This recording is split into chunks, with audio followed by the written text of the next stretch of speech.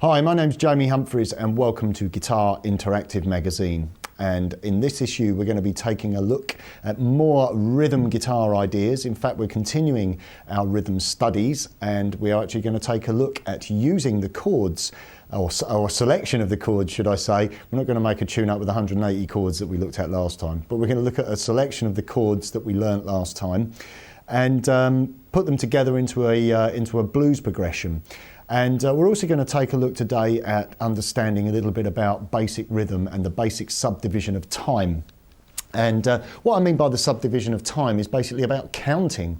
And I get quite a lot of stick I've seen on the forums, the Lick Library forums in the past, of going on about tapping my foot all the time. And yes, it is quite amusing, but the reason why I go on about it is because I think it's very important for you as guitarists and musicians to develop your own internal metronome. And I think for you to be able to play something in time, you need to really, here I go again, you really need to feel the rhythm and be aware of the pulse and the beat.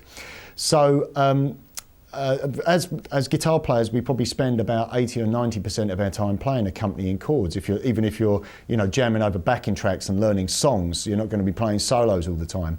Saying that, looking at your lead guitar playing, looking at any of the other lessons that, any of the lead lessons that are found here in iGuitar magazine, if you haven't got an understanding of rhythm and a good sense of time, your lead guitar will sound that way as well. It's always important to be aware of exactly where the pulse is, whether you're playing 4/4, 3/4, 12/8, 6/8. If you're even playing a 4/4 groove and you're swinging it, it's very important for you to be aware of that pulse and just keep that pulse moving all the time. I never play totally rigid. I keep my foot tapping just so that I'm aware of it. And that means that I can sort of sit back from the time a bit on certain points and then I can push the time where need be. So it's a very important skill for you to develop. And also from an improvisational point of view, when I improvise on the guitar and when I'm playing solos, I don't just run up and down scales. What I try to do is almost scat little rhythms and phrases and question and answers in my head. I'm not suggesting for a moment that when you play a lead guitar line that you're actually going to know every single note that you're going to play, or know how every single note is going to play. As you progress as a guitar player and become more aware of the fingerboard and scales and chord and scale relationship, you should target notes on the guitar so that you should, if I'm playing an A chord, for instance, I should know that whatever phrase I play, I land on an E note or a C sharp or an A note or maybe a G. Those are my nice safe notes. But when it comes to actually building and constructing licks, I almost sing little rhythmical patterns and treat it almost like a conversation. And having a good understanding of how to subdivide the beat, or almost like cutting a beat up to give you, so many notes per beat or so many notes per bar. That will also transfer from your rhythm guitar playing into your lead guitar playing as well, making your lead be a much groovier and have, better ideas when you're improvising, as opposed to just walking up and down a scale, very monotonous and very boring. Imagine having a conversation with someone and speaking at the same pitch and at the same, you'd be falling asleep before you know it. And that's how I like to treat guitar. It's an extension of you, your personality. And, the most interesting guitar players for me are not necessarily the fastest guitar players. Sometimes that sounds like you're sticking a playing card in a bicycle wheel. I like to listen to, I love fast guitar playing, don't get me wrong, but I like to listen to interesting, quirky players that mess around with the groove and play across the groove or syncopate the groove. So anyway, hopefully these very basic studies will help you, develop that idea from your rhythm guitar, and as you progress over the years with your guitar playing, hopefully it will start to transfer into your lead playing. Right, what we're going to do is we're just going to take a basic bar of 4/4. Now, when you look at a piece of music or when we talk about different time signatures, the top number is how many beats there are in the bar, and the bottom number is what type of beat. A 4 represents a quarter note or a crotchet, an 8 represents an eighth note or a quaver, and 4s and 8s are the most common types of time signature that you will come across. Occasionally you might see a time signature that has a 2 in it, which would be a minim or a half note time signature, but those are quite rare. It's mainly using 4/4, 3/4, and 2/4, 6/8, 12/8, and then as we move into different forms of music, so for instance, if you're into fusion, you might come across things like 9/8 and 7/8 and things like that, slightly more unusual time signatures that feel a little bit awkward to play with, but can, sound great, sound very interesting. Also, I say fusion, quite a few metal bands as well experiment with different time signatures. Listen to Dream Theater, for instance, lots and lots of, groups of 5/4, groups of 7/8, all mixed up. Obviously that's a lot further on in terms of studies and understanding rhythm guitar. At the moment we're right at the beginner point, and we will gradually work up to these points. Okay, let's move on. Oh, incidentally, before we go any further, I forgot to explain the top number of our time signature. The top number tells us how many beats there are in a bar. So if you see 4/4, that means there are 4 quarter notes or 4 crotchets, and any subdivision will be equal to that. And will be subdivisions of that. Any counting, 1, 2, 3, 4, 1, 2, 3, 4. That's a 4/4 bar. If we look at, say, a 3/4 bar, that's associated with the waltz, which is 1, 2, 3, 1, 2, 3, 1, 2, 3, 1, 2, 3. We could maybe look at a 12/8 or a 6/8 rhythm. 12/8 is associated with blues. Although blues, a lot of the time we count 1, 2, 3, 4. We tend to swing it. It isn't a 1, 2, 3, 4, very straight rhythm. It has 1, 2, 3, 4, a swing feel about it. And a 12/8 rhythm is an easy way of writing out swung rhythms, and you get something like this: 1, 2, 3, 2, 2, 3, 3, 2, 3, 4, 2, 3, 1, 2, 3, 2, 2, 3, 3, 2, 3, 4, 2, 3. Or if you count it, 1, 2, 3, 4, 5, 6, 7, 8, 9, 10, 11, 12, 1, 2, 3. So those are the different types of time signature. Another great example, if you're not maybe so much into blues and you want to look at some different musical examples and styles that use these other time signatures, have a listen to Nothing Else Matters by Metallica. The little chord arpeggio, 1, 2, 3, 4, 5, 6, 7, 8, 9, 10, 11, 12, 1. It's just groups of 3. You could write that as a 4/4, being 1, 2, 3, 2, 2, 3, 3, 2, 3, 4, 2, 3. But it's a lot easier to see it as a 12/8 rhythm. Again, as we move further through these studies, this stuff will become a little bit more apparent. Okay, let's move on now and let's take a look at our basic subdivision chart, looking at the how we basically take a whole note or a semibreve and cut it into our basic subdivisions. And you can download this sheet and again add it to that ever-growing folder of material that you have to accompany our rhythm studies. Okay, let's start off by looking at our semibreve or our whole note. I'm going to play an E chord, and basically this is going to last for 4 beats. So we're going to count 1, 2, 3, 4. Strike the chord on the first beat and let it hold for 4 beats. So here we go: 1, 2, 3, 4. 1, 2, 3, 4. 1, 2, 3, 4. 1, 2, 3, 4. 2, 3, 4. Okay, we're going to chop that in half now, and this will give us 2 half notes. So these are worth 2 beats each, and these are also referred to as minims. I prefer to use the American terminology, which is half note and whole note and quarter note, etc., because for me it makes a little bit more sense. A minim, it's just a word, whereas half note or whole note, actually you can relate it to something. So here are our half notes. So to 1 whole note we have 2 half notes. 2, 3, 4. 2, 4. 2, 4.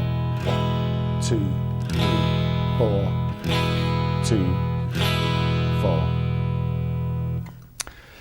Okay, we're going to chop our 2 half notes in half, and this will give us a total of 4 quarter notes, which are also referred to as crotchets. But again, keep them as quarter notes, it makes more sense. 1, 2, 3, 4. 1, 1, 2, 1. Okay, now we're going to chop our quarter notes in half. So instead of having one strum per beat, because obviously we're counting in 4/4, and remember the bottom number tells us what type of beat it is, which is a quarter note beat. So now we're going to chop those in half and have two notes per beat, which are eighth notes, and they will be played as a down and up strum. So you will get something like this: 1, 2, 3, 4.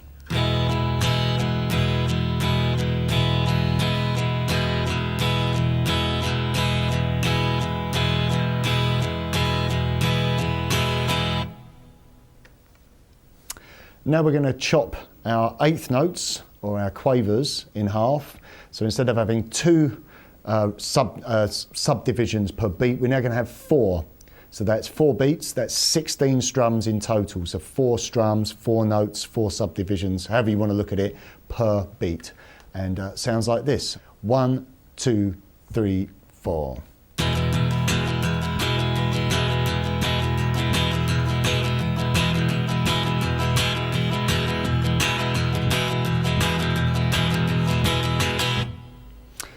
Whereas we've just counted eighth notes as 1 and 2 and 3 and 4 and. I like to count 16th notes as 1, E and So you can still have your 1 and, but you have E and R. The E is between 1 and the R is after the and. So you get 1 E and a 2 E and a 3 E and a 4 E and a. I think, again, you sound a bit stupid. I probably look really stupid for a change sitting here doing this stuff, but I think if you actually can speak something, you stand a lot better chance of being able to play it. And again, it's that whole internal metronome thing. Okay, let's take a look now at our subdivision chart, and you can download this chart and play along with it and use it as a reference. And this basically shows you 4 bars of each of the rhythmic groupings, and starting off with our whole notes, our half notes, our quarter notes, our eighth notes and our 16th notes. So I'm now going to play along to those with a metronome count, and you can play along with me. I'm set the metronome to 80 BPM, and I wouldn't go any faster than that for the time being. Just make sure that you really, you group the notes when you start getting onto quarter notes, eighth notes and 16th notes. Accent 1 and 2 and 16th note, 1, 2, 3. Really, accent where the beat is, because it's very easy for you to start moving around.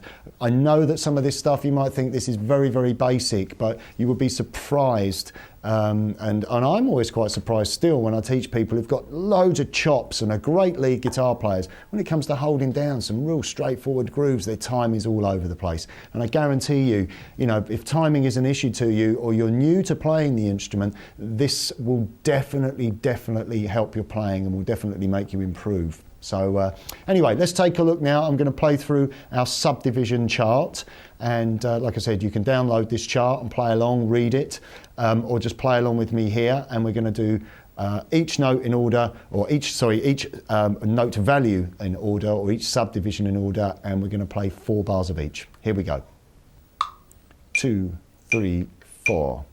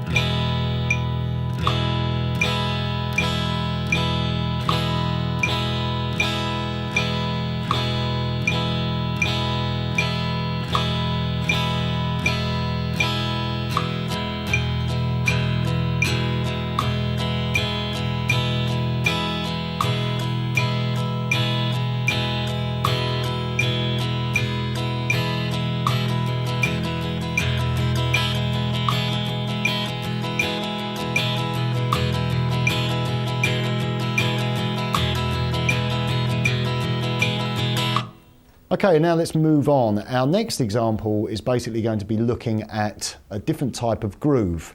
So far we've looked at subdividing, and I want to show you the difference between straight rhythms and swung rhythms, because now we're going to take a look at a blues progression, a very basic 12-bar blues. And a swing rhythm is something that's very widely associated with blues. Basically with a swing, the idea is that you take your eighth note and we just make the first strum, or the down strum, last slightly longer. You can count it as groups of 3. 1, 2, 3, 1, 2, 3. Imagine counting a triplet, which obviously is a slightly more advanced rhythm that we haven't covered yet, but just take it from me about counting in threes for the time being. Imagine counting 1, 2, 3, 2, 2, 3, 3, 2, 3, 4, 2, 3, which has instantly got a kind of swingy feel about it. Let your first strum last for 1, 2 of the count, and our up strum be the 3. So 1, 2, 3, 1, 2, 3, 1, 2, 3, 1, 2, 3. And that gives you a swing rhythm. Okay, we're going to get the metronome going again now, and I'm going to play you 4 bars of just straight eighth note rhythm, and then we're going to play 4 bars of a swung eighth note rhythm. Here we go. 2, 3, 4.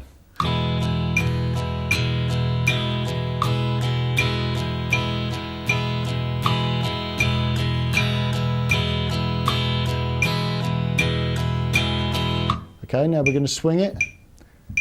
1, 2, 3, 4.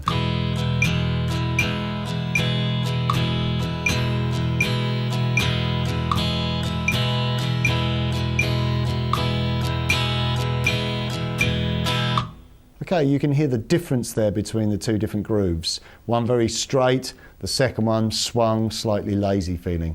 We're going to use that for our blues. Now, for the blues example and a little playthrough for today, I've supplied you with a basic chord chart, which has got some rhythm slashes on, and you'll be able to look at the downloaded sheet regarding note values and see the difference between standard written notation and rhythm slashes. Basically, rhythm slashes are just a way to write out rhythm guitar without having to show full chord names. You can write out a chord chart with a suggested chord name. You can decide what voicing and what chord shape you want to use, and then the rhythm is just telling you how to strum the chord.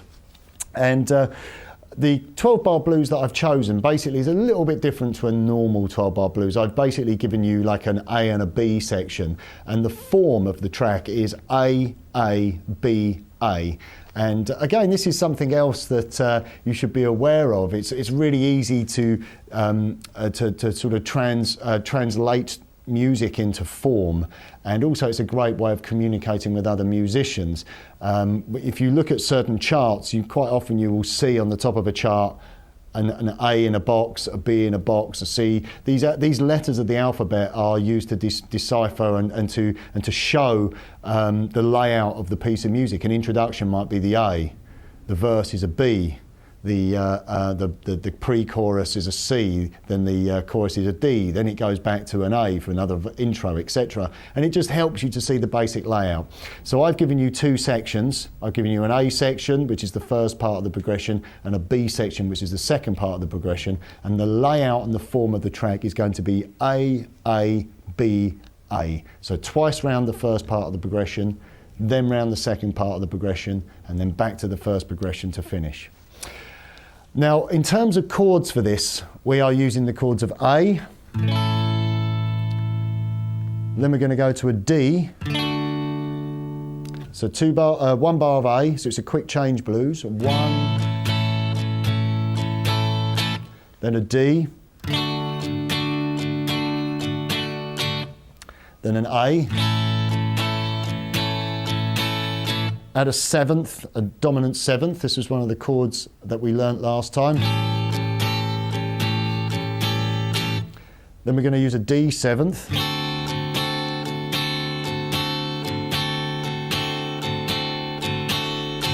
Back to an A. To an A 7th. Then we're going to use an E 7th. Now an F sharp minor, slightly different. We're adding a minor into our dominant blues for half a bar. So 1, 2, then a D for the next half, then an A, D seventh, A seventh, E seventh. Now that's our A section. Now I've called out seventh chords at various points and I've used a mixture of different shapes. What would be a really cool thing for you to do is to learn the basics of that chord progression and then try using different chord voicings and different shapes and change between the seventh chords at various points just to highlight moving into another chord. Now we have our next section, and this is our B section. This starts off with an A chord, then to a C sharp dominant, so a C sharp 7, to a D, to a B, to an A for half a bar, F sharp minor, now to a B minor, to an E, 7th, E 7th, A, D 7th, A, 7th, E 7th. Now feel free to use a mixture of chords and even try doing it in different positions.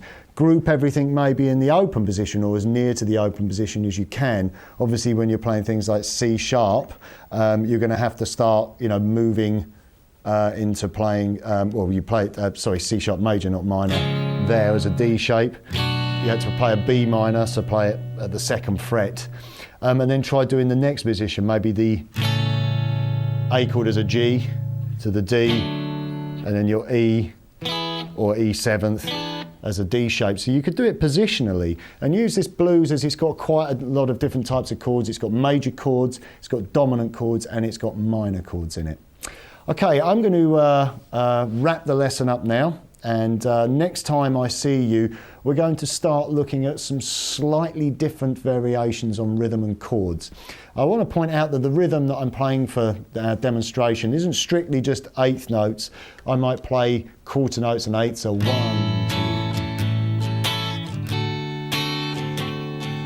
2, etc., etc. So I'm not just sticking to the same rhythmic grouping all the time because that would be a bit boring. And I'm also going to look at adding some accents in as well. Now, like I said, very, very basic progression at this stage. Some nice chords there. And we also have some room here to really build this little blues, which is what we're going to do next time, and start putting in some little partial chords that were sliding chords, and also building up to eventually putting in some fills and negotiating a turnaround as well. So a lot of information already. So I hope you've enjoyed our second instalment of looking at some basic rhythm and learning many chords and putting it all together. And I will see you next time, and I hope you enjoy our little playthrough to finish off this lesson.